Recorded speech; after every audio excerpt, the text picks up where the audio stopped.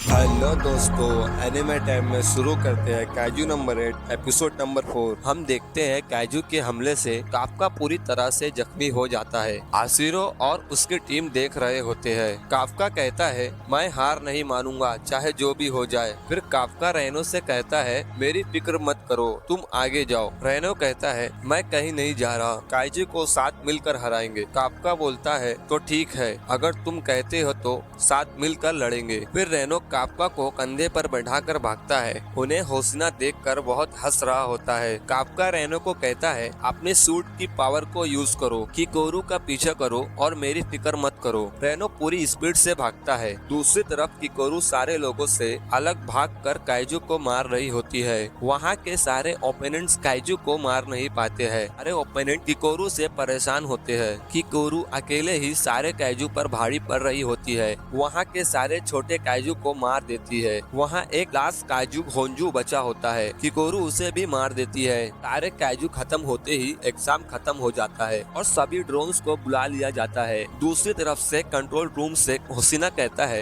ये एग्जाम जल्द ही खत्म हो गया, सेट करने में काफी टाइम लग गया था। वहीं आशिरो कहती है, कोरू उम्मीद से ज्यादा ताकतवर है। होसिना कहता है, मैंने सोचा नहीं था 30 लोग को भी ड्रॉप होते देखूंगा, मगर कोई नहीं हुआ और ना ही कोई इंजरी हुई। ये सब किकोरू की वजह से हुआ है। मुझे यकीन है डिफेंस फोर्स का ये बड़ा नाम बनेगी और इस देश का नाम रोशन करेगी। तभी वही किकोरू अपने पापा को याद करते हुए कहती है, मैंने सारे काइजू को खत्म कर दिया, आप खुश तो हो ना पापा। वो कहकर काफका के पास जा रही होती है। अभी पीछे से एक काइजू हमला कर देता है। दूसरी तरफ रेनो काफका से कहता है, किकोरू बहुत कमाल की है, जैसे हमने लोगों से सुना था। काफका कहता है, मगर उसकी वजह से मैं अब तक बाहर नहीं हुआ, अब बस रिजल्ट का इंतजार है। तभी वहीं सारे काइजू जिंदा हो जाते हैं। दूसरी तरफ किकोरू जख्मी होती है। अपनी सूट की पावर से अपने दिल को बचा लेती है। वो काइजू किकोरू से कहता है, क्या तुम जिंदा हो? किकोरू सुनकर हैरान होती है, क्या ये काइजू बात कर सकता है? किकोरू हमले के लिए खड़ी होती है और वो काइजू अपनी उंगली से हमला करता है। तभी कंट्रोल रूम वालों को पता चलता है किकोरू के सूट में कुछ प्रॉब्लम हुई है और जो काइजू मर गए थे वो वापस से जिंदा हो रहे हैं। होशिना कहता है, पहले से भी ज्यादा पावरफुल हो गए, इन्हें मारने के लिए पूरा डिफेंस फोर्स लगेगा। इस होंजू को मारने के लिए सिर्फ 2 ही लोग मार सकते हैं, मैं और आशिरो।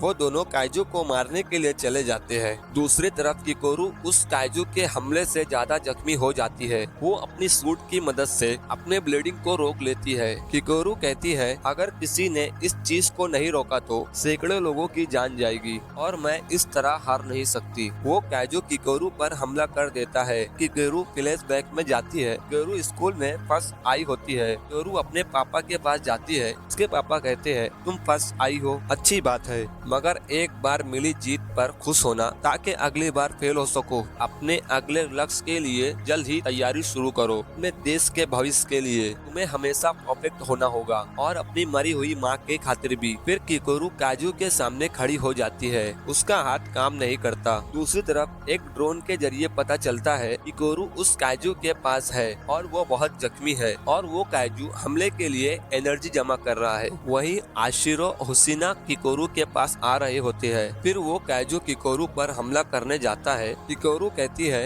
इस बार मैं परफेक्ट नहीं थी, मैं हार गई पापा। तभी वही काफका आ जाता है। वो कहता है, तुमने अच्छा काम किया, अब सब मुझ पर छोड़ दो। काफका काइजू के हमले को रोक देता है। दूसरी तरफ डिफेंस फोर्स वाले सारे लोगों को बाहर निकाल रहे होते हैं। में कुछ वक्त पहले का दिखाया जाता है। एक आदमी वहाँ जाने से रोक रहा होता है। वहाँ बड़ा काइजू वापस जिंदा हो गया है। कोरू उससे अकेले लड़ रही है। वहीं रेनो काफका को देखता है। हाँ, काफका नहीं होता। रेनो कहता है, कहीं वो ट्रांसफॉर्म तो नहीं होने वाले ना? अगर वो काइजू में ट्रांसफॉर्म हो गए वो मारे जाएंगे। एक बार वो जिद कर ले तो वो किसी की नहीं सुनते। फिर दूसरी तरफ किकोरू काफका को पूछती है, क्या आप काइजू हो? काफका कहता है, ये बात डिफेंस फोर्स वालों को प्लीज मत बताना। फिर वो काइजू हमला करता है। काफका उस हमले को हाथ से दूर मार देता है। काफका कहता है, थोड़ी देर में सब बताऊंगा, इसे मारने में ज्यादा टाइम नहीं लगेगा, तब तुम आराम करो। दूसरी तरफ कंट्रोल रूम वालों को पता चल जाता है वो एक नया काइजू है और उस धमाके से ड्रोन्स काम नहीं कर रहे। कब पावर लेवल 9.8 है। शिना कहता है इम्पॉसिबल, उस धमाके से हमारे दम खराब हो गए, नहीं तो ये इतिहास का सबसे पावरफुल काइजू होता। काप्का कहता है मेरे पास टाइम थोड़ा कम है, मुझे एक पंच से ही तुम्हारा सफाया करना पड़ेगा। काप्का के पंच से काइजू फट जाता है, एक खून की बारिश होती है। किकोरू देखकर हैरान होती है। काप्का कहता है तुम घबराओ मत, मेरे रहते हुए तुम्हें कुछ नहीं होगा,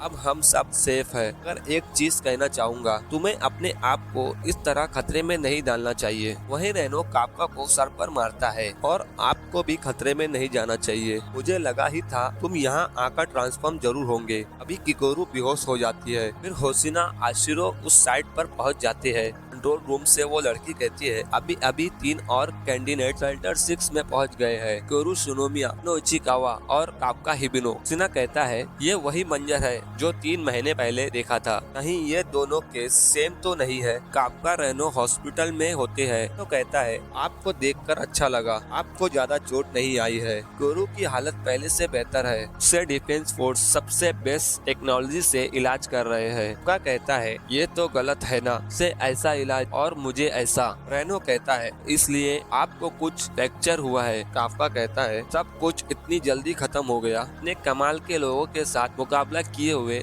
जमाना हो गया। से याद आया अपने सपने के पीछे भागते हुए हमेशा ऐसा कोई न कोई होता ही है जो आपसे बेहतर होता है, आपके सपने को चुरा सकता है। मुझे इस बात की खुशी है, मैंने कोशिश तो की, मुझे कोई अफसोस नहीं है। आशिरो सारी बात सुनकर अंदर आती है, कहती है मुझे बताया गया है तुमने ही किकोरू को उठाकर शेल्टर ले गए थे, उसकी मदद करने के लिए थैंक्स। आशिरो कहकर चले जाती है। काप्का कहता है मैं उससे तभी बात करूंगा जब मैं ऑफिसर बन जाऊंगा। दूसरी तरफ किकोरू को होश आ जाता है। वहीं होशिना कहता है हमने वापस जिंदा हुए काइजू को मार दिया, इसे होंजो को मारने के लिए शुक्रिया, क्या तुमने ही मारा ना। किकोरू काप्का के बारे में सोचती है, वो कहती है मैंने ही उस काइजू को मारा था कैप्टन। हमें दिखाया जाता है काइजू जो सबको जिंदा किया था बाथरूम में न्यूज सुन रहा होता है। न्यूज में बताया जाता है डिफेंस फोर्स सिलेक्शन एग्जाम के वक्त एक अजीब हादसा हुआ, एक मरा हुआ काइजू वापस से जिंदा हो गया, कई कैंडिडेट घायल हुए मगर किसी की जान नहीं गई। वो काइजू सुनकर हैरान हो जाता है, वो नंबर 8 के बारे में सुनता है। उतने में उसे कॉल आता है और वो काइजू इंसान में बदल जाता है। उसके बाहर निकलते ही पता चलता है तो काप्का के टीम वालों के साथ काम करता है, वो उनके साथ चले जाता है। और हाँ, ये एपिसोड यहाँ खत्म होता है। हाँ तो दोस्तों नेक्स्ट एपिसोड को देखने में मजा आएगा, देखते रहना काइजू नंबर 8। और चैनल पर नए हो तो सब्सक्राइब करना और लाइक करना। हाँ तो चलो गुड बाय।